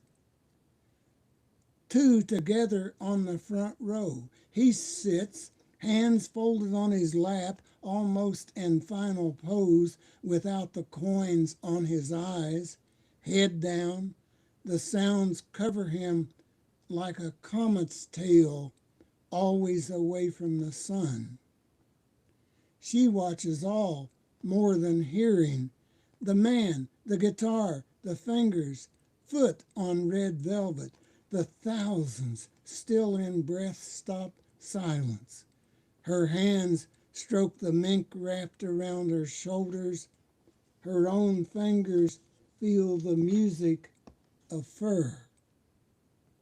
He doesn't see, but thinks he hears one lost note, and sits wondering if such is the same as words never spoken. She sees it all, thinking maybe even the hairline crack before the strings ripping, shooting it like a meteor to the front stage where it lays shaped like a moon's beginning, dark to full, the haunting color of unmelting ice. He thinks now the music will go with him always, even to the grave, and even then perhaps hover over the new mound of earth. But she, long past hearing if ever, already sees it hanging on the wall, neatly framed with fingered gold and a tiny brass plate saying Segovia's fingernail. She knows she must have it and quietly prepares to rush the stage at the concert's end, feigning madness on the floor. Thank you very much for that. Beautiful. Thank you. So much information in the words, and I particularly like that. So thank you for reading it for us. Shaman is speechless, or it's muted, perhaps. I'm Shaman, you're muted. We can't hear you. I'm sorry. No, it's That's because there's nothing to add. There's nothing to add. That's why I was accidentally muted. That was beautiful, sir. You two have been amazing, and this is an incredible honor to appear on your program. So thank you so much. the honor is all ours, and I think in order to exactly face that, and I will focus on some words that you said here with emphasis, like listening, like a guitar in a box, like emotions. And I would like then to show you the music that we have for you to hear, if you want to see that. I would love that. While he's doing that, I will just say I don't know how to much accept compliments. I'll say thank you for saying what you said about us, sir. But mostly, I know Ricardo would probably echo this. All we're attempting to do with yourself, but also individuals like yourself, like we did with Rick Osman, who I saw in a video with you with much longer hair than he has now the other day when I was watching it. I hope we're just he's laying growing it again. He's growing it again. So Good. I hope we're not only getting some of your wisdom and some of your art down, on video. What I mostly hope we're doing is laying a foundation for future, for, like you say, for somehow making sure we're doing our part in taking what we have and passing forward. And somebody like you, we would be honored, sir, to speak with anytime. I'm serious when I tell you I've got notes that I'm going to save for another occasion, so I know I'm going to speak to you because they're about my work and how they relate to your area of expertise. So I'm just going to leave it with that and say I do hope that that in the not too far future we're honored to sit down and chat with you again, sir. Anytime you want, I'm here, and will be available for you. Thank you very much, Lee. Same. Ricardo, play your music. Guests, everybody that came in the chat, we love you guys. I haven't been able to pay much attention, but I can see over here that everybody, Tree Buddy, Rubate, all of the usuals, Sarah, Jacqueline with their interview with Ed Barnhart coming out soon. Rue, as always, drive safe, brother. Rue is in Australia, and he's always taking care of everyone in this community. Mr. Pennington, he's a great character for us online for all the independent researchers. Guys, thank you for joining us on this journey. Thank you for coming to learn from Lee. And I hope, Mr. Pennington, we spent the week sort of hyping you on social media where these folks follow us. And I hope you guys got a taste of what we were trying to let you know was coming. Is an incredible individual. And Ricardo wrote he put together composed a little music that we just honored you. And it's our way of saying thank you, sir. And we hope to see you soon doing this again. Likewise. Don't go away, Lee. Here he goes. I hope you like it.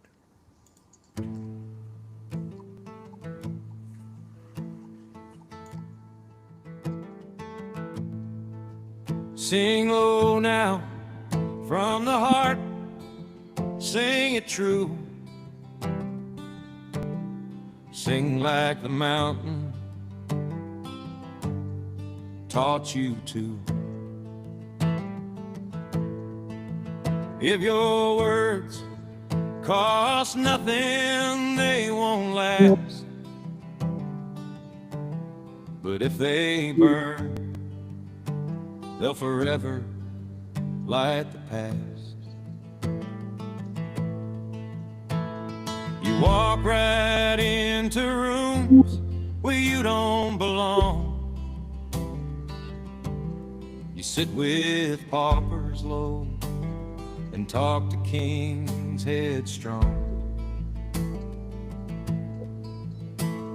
With dirt upon your shoes and hope within your hands, and ask your questions like a soul who nightly stands. There lay a guitar in an open case, Spain alive in the warm singing wood, grace woven deep in each trembling string, a silent promise of songs understood. Yet kindness might rose up to meet you there, standing soft in the light, humble but without a care. Sing brave now, sing out loud. Some songs don't bow, some won't be cowed.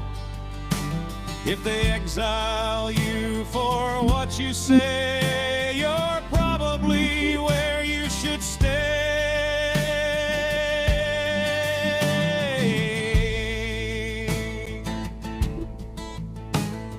Teach young voices how to breathe fire. truth without disguise, no compromise. When words cut close to power's wire, they will try to bury you in blatant lie.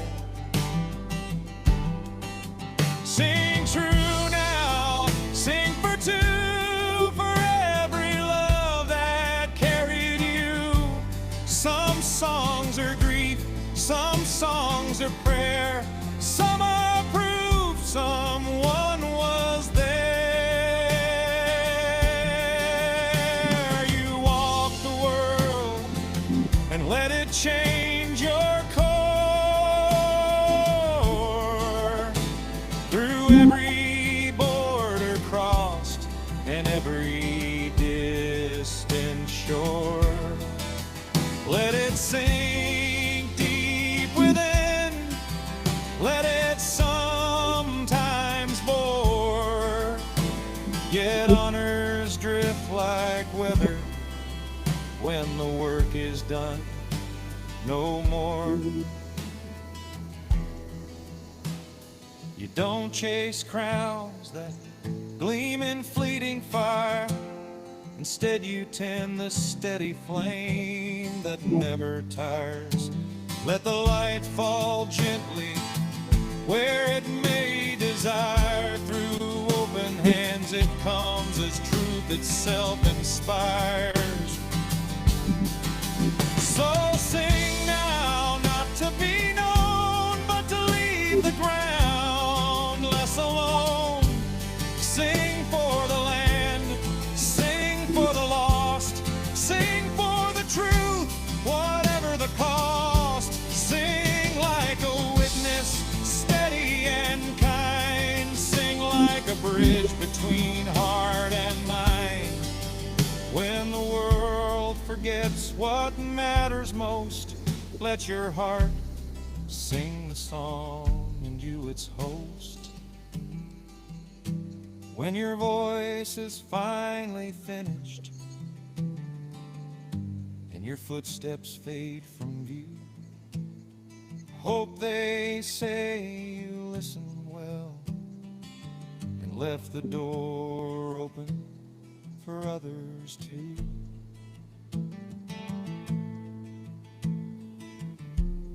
And left the door open for others too.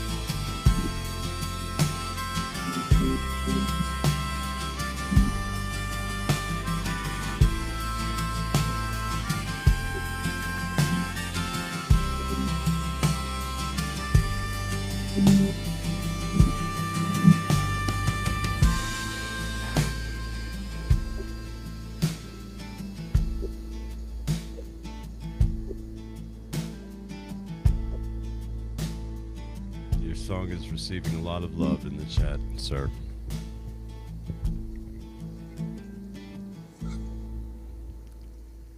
Wow. That's, Go ahead, sir.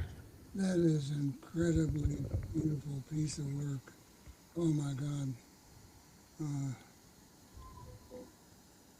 Took my breath away. That's It, I'm I, I'm stunned with wonder of the music, the lyrics, the instrument, the driving force.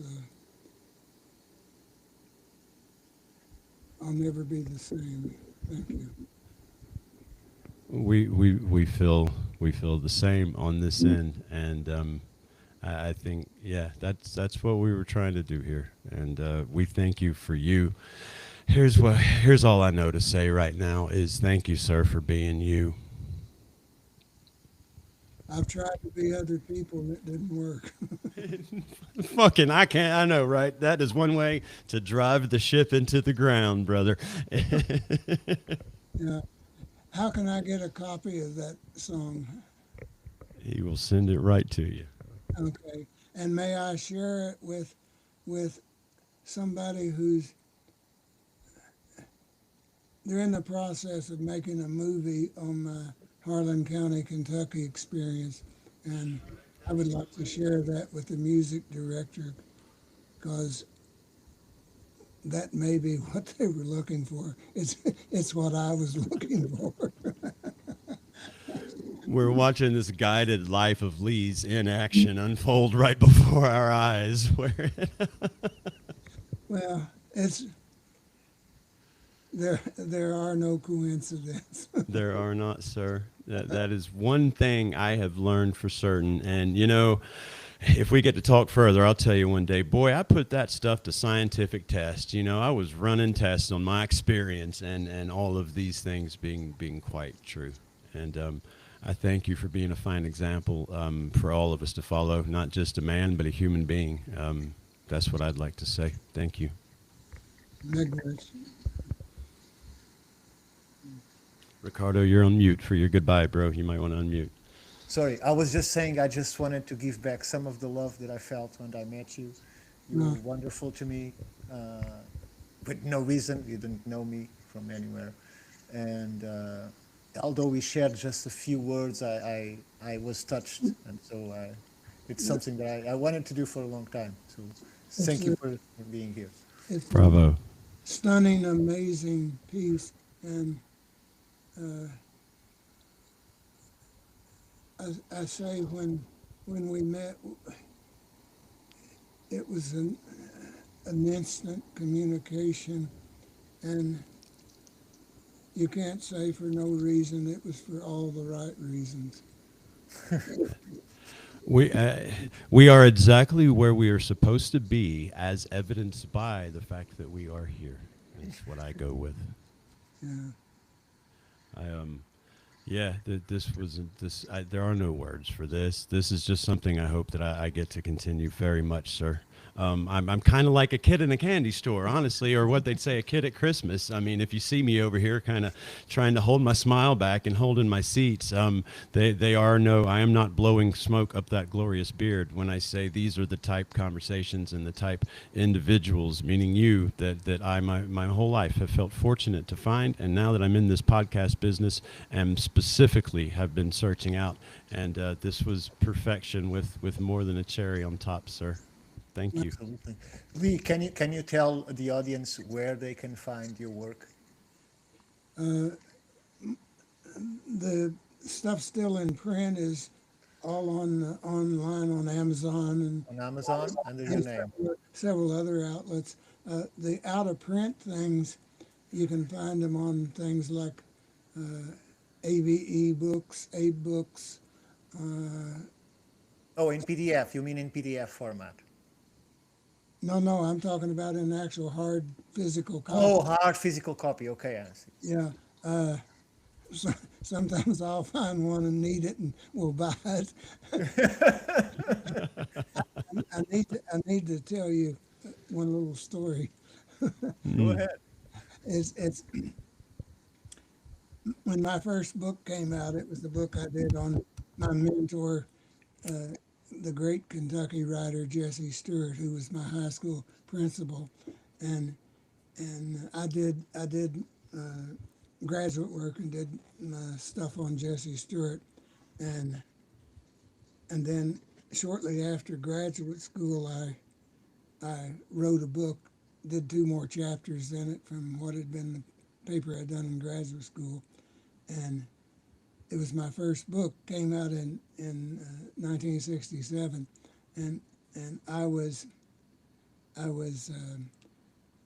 been a book collector all my life. I was collecting books before I was old enough to read. I couldn't read, but I wanted books around.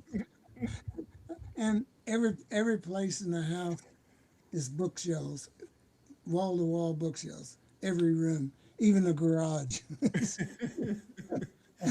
and so, but I got so excited when my first book came out that, I got, as I remember, half a dozen author's copies.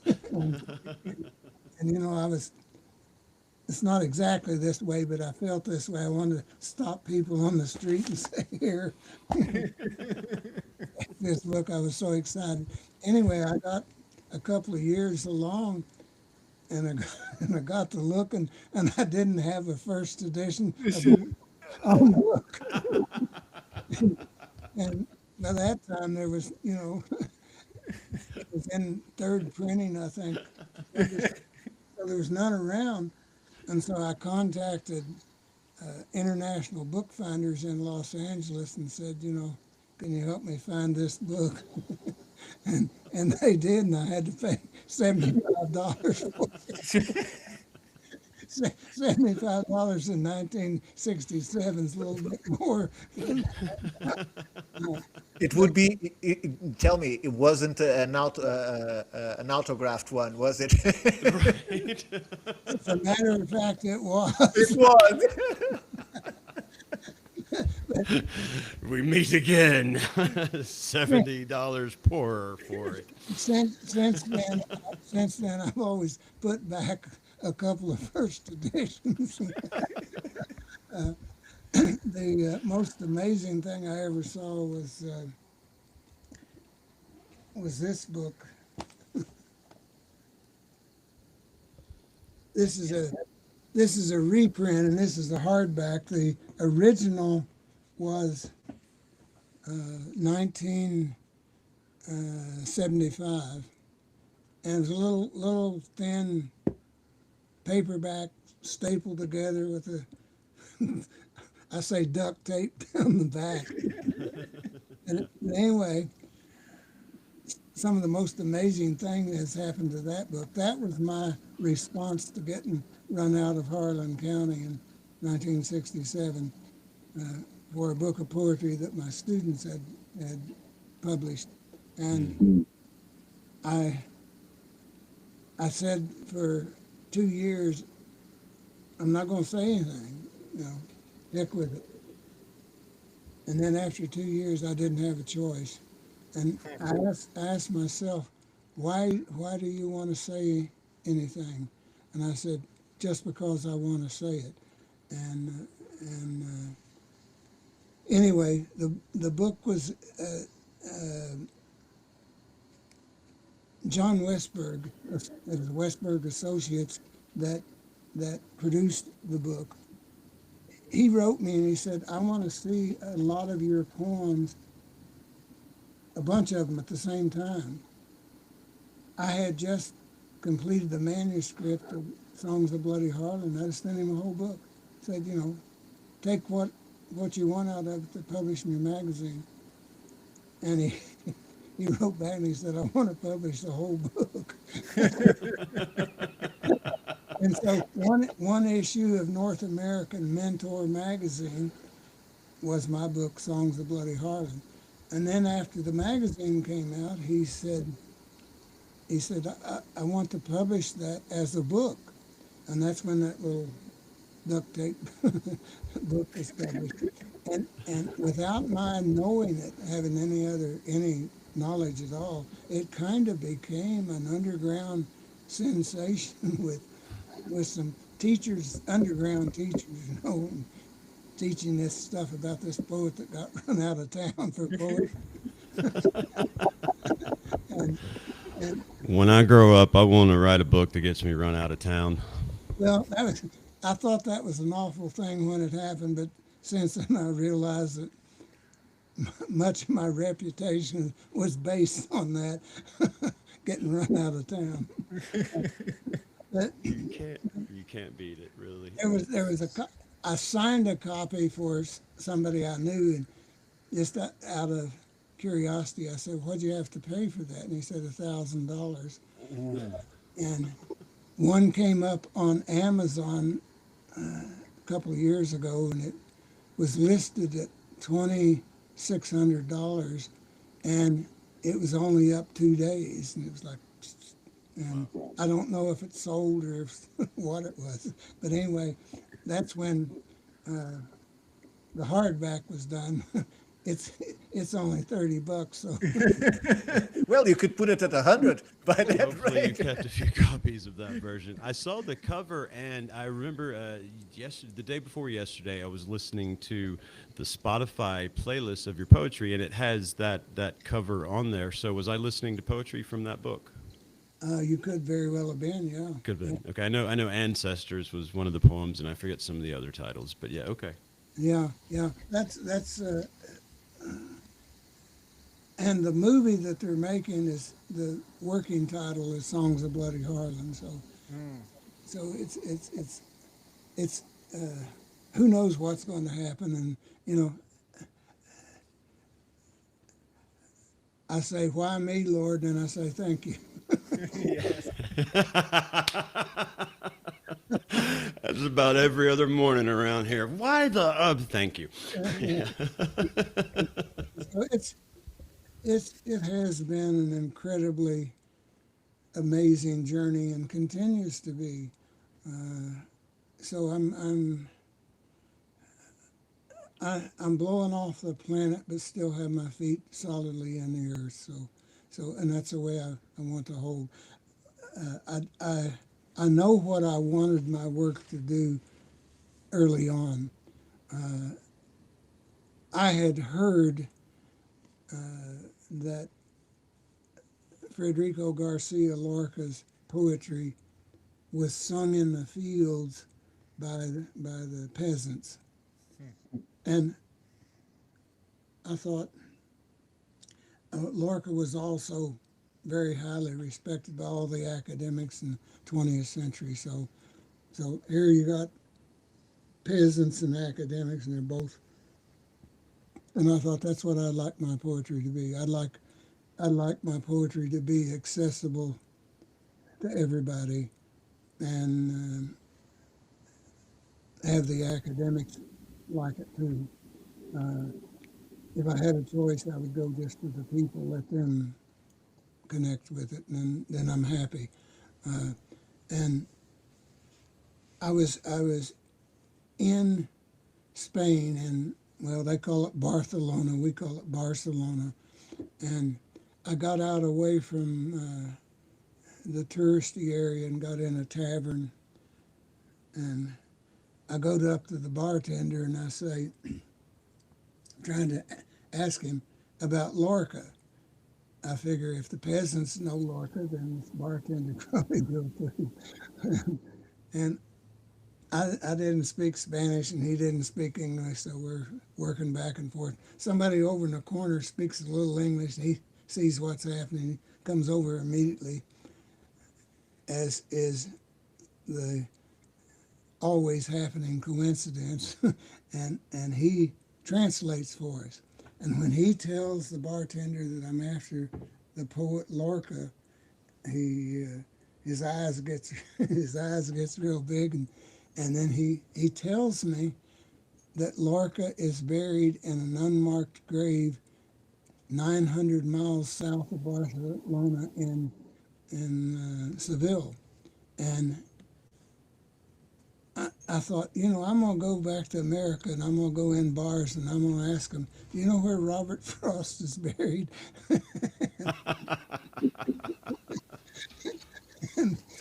So he's saying that he's buried in Sevilla? Yeah, Sevilla, okay. yeah.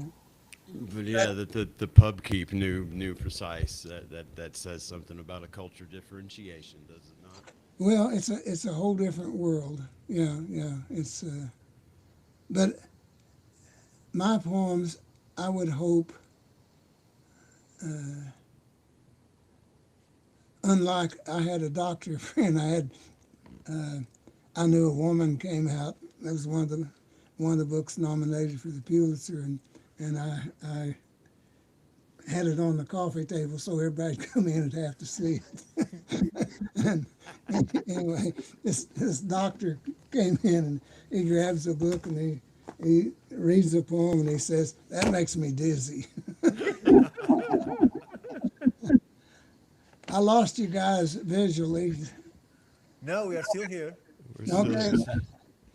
I don't know how to get back to you. You one don't of see your us? windows, I'm sure. So that's why, yeah, it was nominated for the Pulitzer because it got the doctor dizzy. That's perfect. Yeah, Can you Well, see we- us already? and I can't see you at all. No, let me go to. Maybe I can check back in. Sure.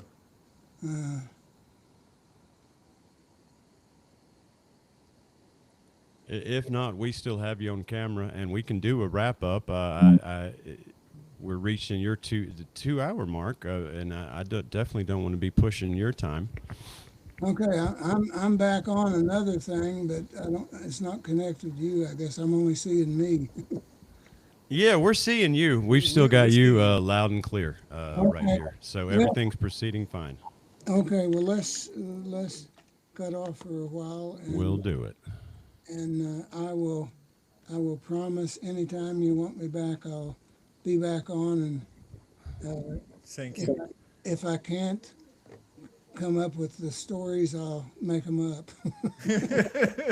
We are perfect. eager That's perfect. eager for both. Ricardo, I'll give us our ending here. Sure. Listen, everybody watching now, live or recorded, if you, like the nut bars you see sitting before you, are an independent researcher, artist, communicator, anything of the above, and you feel you've got information or something that's important to the whole, and perhaps you've even faced generalized backlash from the mainstream, well, guess what? We want to talk to you. Here at the Institute of Natural Philosophy, here at the Shaman and the Philosopher. Go visit our sister podcast. We've got two girls over there outshining us. They're doing their best on their podcast just like we are. We're all learning together. We're building something, and most importantly, we want you guys watching it, becoming a part of it just like we did. Thank you, Mr. Pennington. It's been an honor and a privilege, and we will speak again soon, sir. Thank you for having me. Way, just finalizing, just a quick reminder. From today, next Wednesday, Universal Unveiled is going to have Ed Barnhart. Am I saying the name correctly? The archaeologist, Ed The Barnhart, archaeologist. So- will be the great Mayan expert, South American, and even the mound culture. He knows quite a bit about. He's an excellent fellow, and they have him next week. Yeah. He is wonderful. He is amazing. He's made a connection between the Mayans and what is now Indonesia. A figure in each place, and it's the same figure. Yes, he's very open-minded. I'm very looking forward to hear the interview that they did with him. Yeah. Let me ask you this one: is it available for people, for example, on my Facebook to see now? There's been It will be next week, the Ed Barnhart. Next week. I'll send you the what we link just by did email. is live for anyone to watch, and the Ed Barnhart interview with the ladies, our sister podcast, will be coming live next week. beautiful. Yes. They already recorded. They're going to put it next week on Wednesday. Yes. Okay. Let me know when that happens. I will for sure let you We'll know. make sure to get it to you on Facebook. So thank you all for staying with us so long. Lee, don't go away. We're just saying our goodbyes. So a very fond farewell to you all. Thank you very much. Love you all. See you next time. Round table coming up.